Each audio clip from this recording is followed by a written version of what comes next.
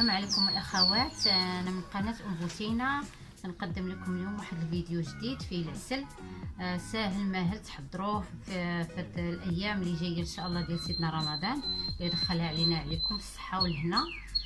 فيه قلب ديال السكر وفيه الحامض ها هو مقطع هنا شرائح، وفيه العواد ديال القرفه عواد، وفيه ليطر ديال الماء. وهنا القالب راه تيوزن 2 كيلو تيوزن القالب، والقرفه عواد. وحنا غادي هذا القالب انا غنهرسو غادي نرجع معاكم. الاخوات، هذاك القالب اللي قلت لكم انا هرستو دابا، هذاك الشيء اللي شاط عليا ديال القالب اللي داك الشيء ديال هذا غادي نخويه هنا في الكوكوط، وغادي ندير هذا بحال غادي نديرو كراميل، وغادي نرجع معكم بين ما هذا درتو على البوطه واحد 5 دقائق قبل ما داب ليا هذا ونرجع معكم. الاخوات، هانتوما تشوفوا كيفاش هذاك العسل، شوفوا كيفاش دار ولا كراميلي ولا شوفوا كي ولا بحال كراميل.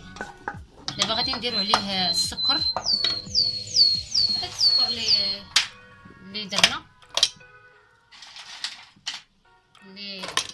دابا انا غندير السكر وغادي ندير السكر. دابا حنا درنا السكر، غادي نديرو هذوك قطعات ديال الحامض ها هو، وغادي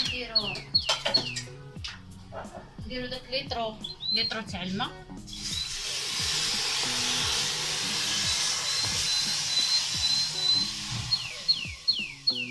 وغادي نديرو هادو ديال عويدات ديال القرفه، وغادي نسد عليه دابا ثلث ساعه بحال هكاك حتى تبدا تصفر الكوكوط. عاد نحسب ثلث ساعه حتى تصفر، عاد نحسب ثلث ساعه، وملي غيطيب غنرجع معكم.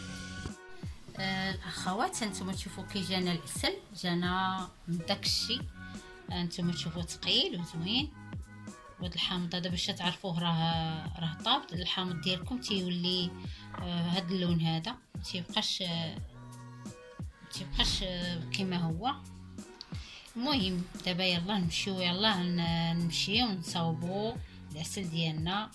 ولا بغيتو ديروا فيه المسكه الحره حتى هي ديروها، وما تنساوناش من لايك واشتراك وتعليق كما موالفين. ويلا بينا نعاودو نخدموا معكم هاد العسل هذا.